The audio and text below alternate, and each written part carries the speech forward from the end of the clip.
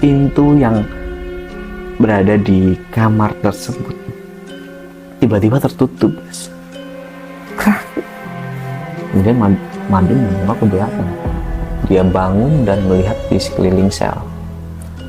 Dan di kamar pojok yang paling ujung, betapa terkagetnya si Madun ini.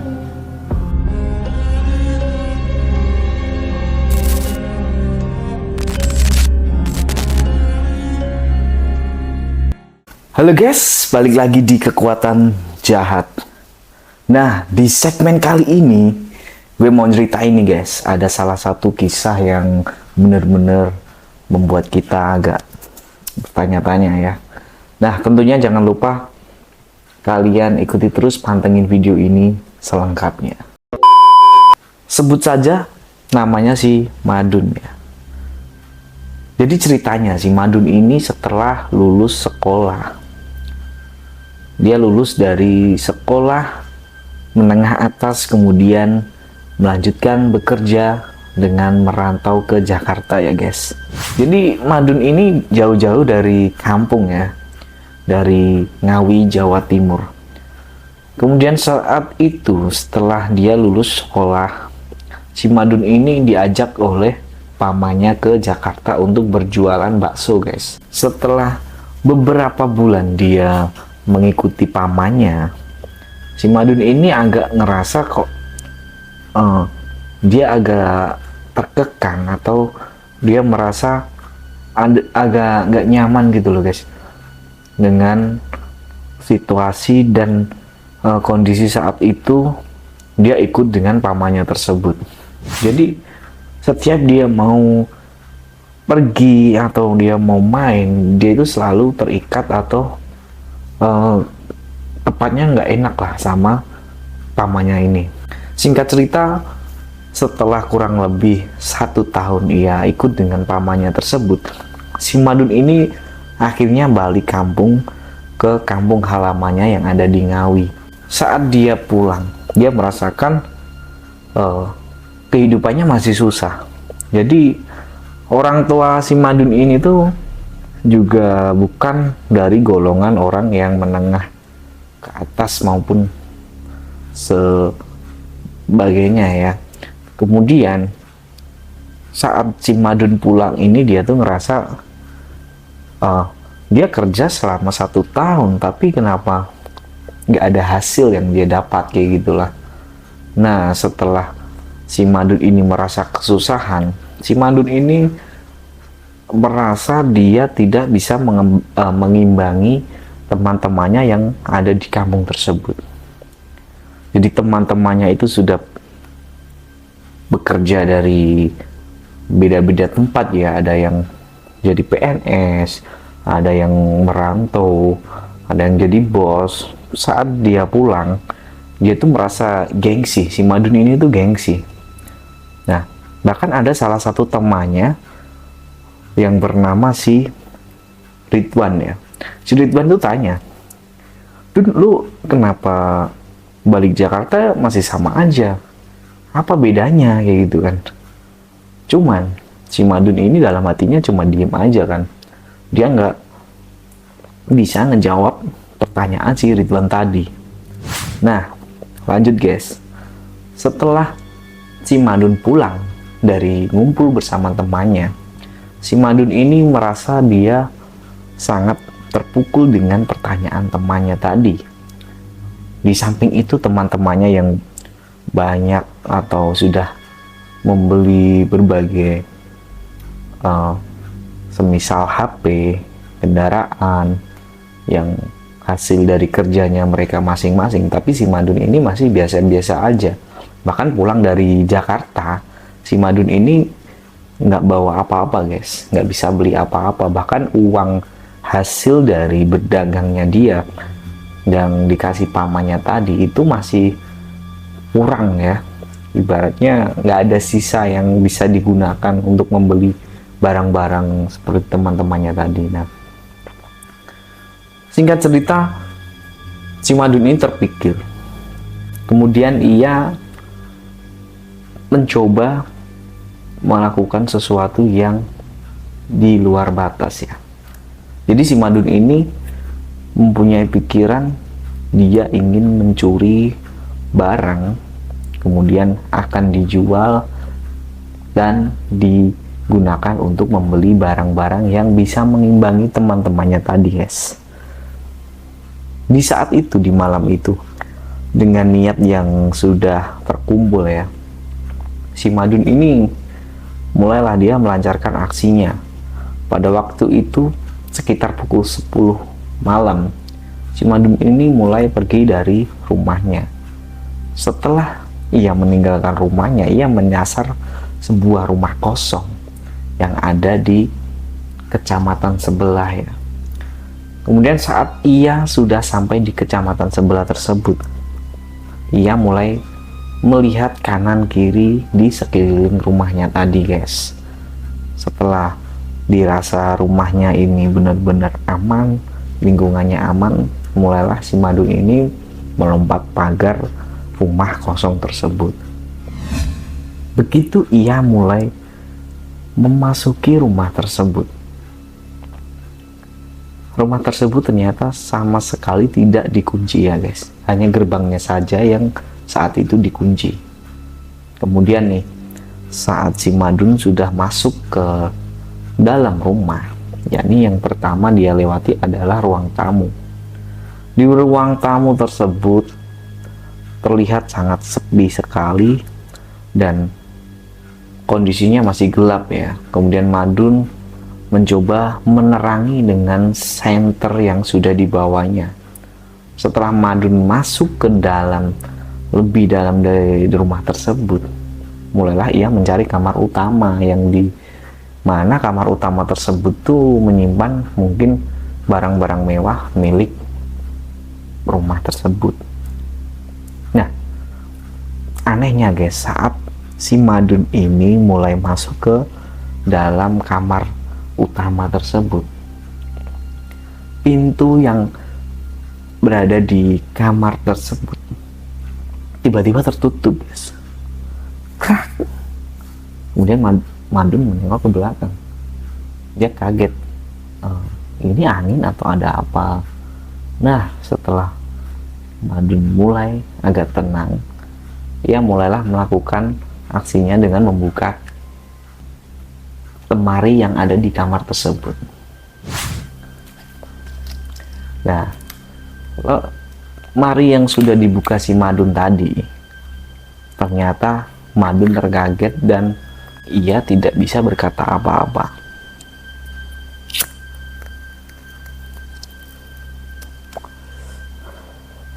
Ternyata apa, guys? Saat Madun membuka lemari tersebut, yang dilihat pertama adalah satu kotak perhiasan yang jumlahnya nggak main-main ya. Kemudian kotak itu dibuka oleh si Madun dan dirasa kurang lebih ada seberat 1 kiloan. Jadi emas yang ada di lemari tersebut tuh ada banyak sekali ya, berbagai jenis seperti cincin, gelang, kalung, kemudian batangan. Nah, dan setelah dirasa ia cukup atau mau mengambil barang tersebut, si Madun mulailah memasukkan barang tersebut ke dalam tas yang dibawanya ya. Setelah si Madun ini mulai keluar dari pintu utama, dia melihat dinding-dinding di area ruang tamu. Nah, di samping kanan kiri ruang tamu tersebut, yang anehnya guys, di sana ada beberapa lukisan. Nah, saat si Madun ini menengok lukisan yang ada di samping kanan, lukisan tersebut tuh menggambarkan sebuah wanita yang memakai baju kebaya. Kemudian yang ada di kanan itu ada lukisan sebuah hewan. Kemudian Madun melihat lagi ke arah kanan. Ternyata lukisan hewan tadi berubah menjadi lukisan wanita tadi, guys. Nah, mulailah Madun ini bingung. Setelah itu si Madun mulailah keluar dan kembali menuju ke rumahnya, guys.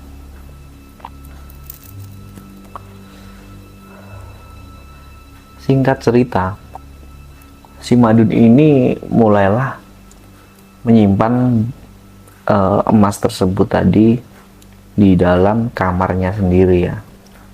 Saat itu dia benar-benar takut dan benar-benar merasa bahwa dia ini pengalaman pertamanya dia melakukan perbuatan tersebut. Kemudian si Madun ini menutup lagi barang hasil curiannya tadi, lalu dia mengumpulkan niat untuk menjual sebongkah emas tadi ya. Nah, si Madun ini bingung, emas seberat kayak gitu ini mau dijual kemana? Bahkan surat-suratnya pun kan nggak ada kan. Nah,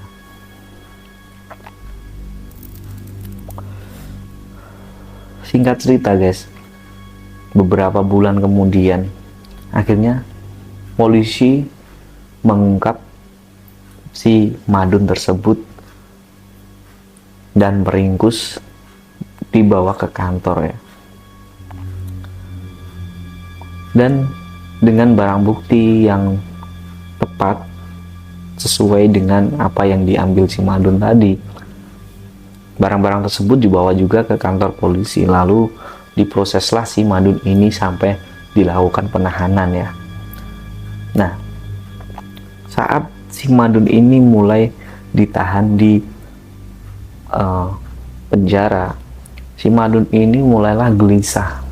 Dia membayangkan kehidupannya dulu yang bisa main lah, bisa ketemu teman-temannya, tapi berubah seketika. Dia harus mendekam di jeruji besi yang sangat sunyi sekali saat malam hari, dan di siang hari pun teman-temannya di sel pun juga kebanyakan tidur.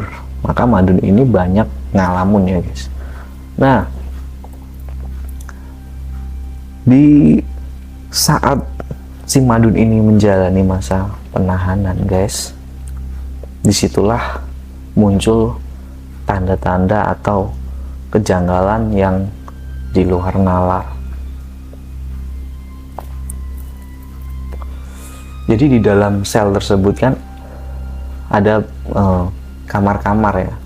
Jadi kamar 1, 2, 3, 4, 5 yang berhadapan-hadapan. Kemudian yang paling depan ini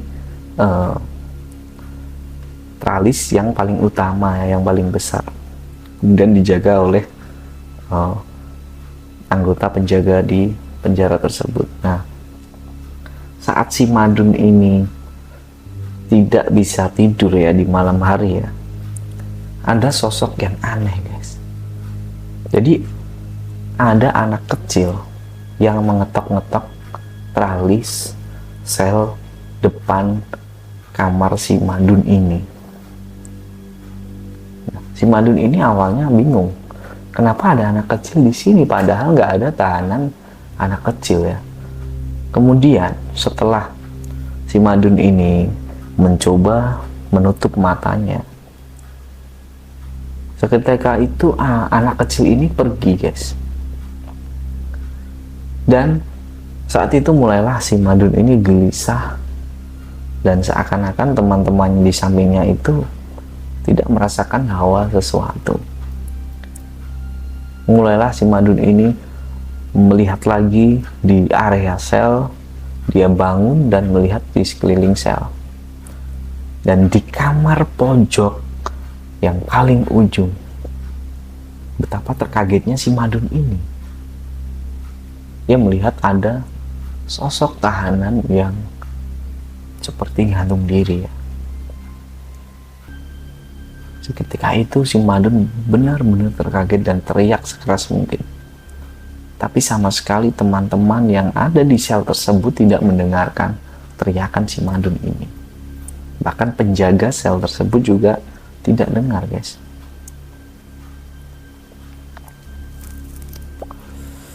Setelah Madun melihat sosok tadi, si Madun kembali ke area tempat tidurnya. yang saat itu kan di dalam sel kan hanya datar ya, hanya lesehan ya. Kemudian si Madun ini mencoba tidur sampai pagi, tapi emang bener-bener si Madun ini nggak bisa tidur. Nah, setelah keesokan harinya si Madun ini menanyakan kepada penjaga sel tadi, "Pak, semalam saya melihat ada tahanan yang gantung diri, Pak. Tapi kenapa paginya nggak ada kejadian sesuatu?"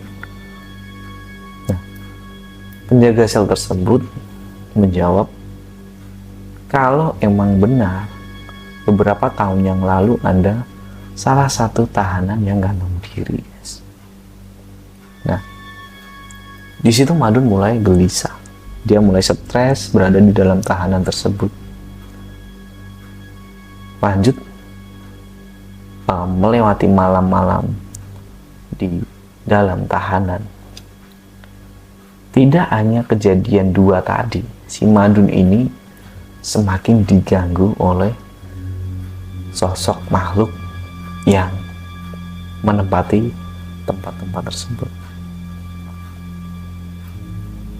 Jadi malam itu si Madun melihat lagi ada sosok anak kecil yang sama yang saat itu mengetok teralis. Nah, betapa kagetnya, guys, ketika si Madun ini melihat anak tersebut dengan menatap tajam ya. Seketika itu kepala anak kecil tersebut jatuh di lantai, guys. Betapa kagetnya si Madun ini melihat sosok tadi. Nah, dirasa Madun ini sudah paham ya, karena apa yang dilihatnya itu sama dengan kemarin, ada kejanggalan. Setelah itu Madun mulai menutup matanya kembali. Saat itu Madun mulai terlelap, tapi masih diganggu oleh suara-suara yang aneh. Dan anehnya, guys, saat Madun menghadap ke barat, kemudian membuka mata, di depan Madun sudah ada anak kecil tersebut, yang saat itu anak kecil tersebut tampak tertawa sambil tidur ya di samping Madun.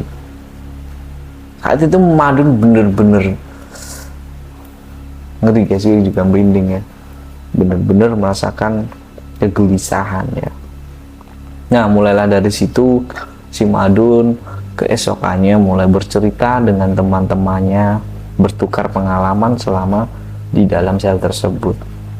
Mulailah si Madun ini mau atau mengikuti kegiatan sehari-hari yang dilakukan tahanan lain, ya, ini ibadah dan mengaji ya. Kemudian setelah si Madun ini mulai beribadah dan mengaji, akhirnya si Madun ini mulai agak tenang di dalam sel tersebut, dan kurang lebih beberapa tahun kemudian setelah ia menjalani masa tahanan, ia keluar dan mulai menjalani kehidupan yang lebih baik. Nah, itu tadi, guys, sekilas tentang cerita kali ini ya. Jadi bagi kalian yang suka dengan cerita-cerita seperti ini, maka tinggalin atau kirim cerita kalian ke email yang sudah gue sertain ya. Oke, mungkin video kali ini itu. Thanks udah ikuti kekuatan jahat. Nah, jangan lupa like, comment, dan subscribe ya, guys. Thank you. Gue Sobirin. Salam kekuatan jahat.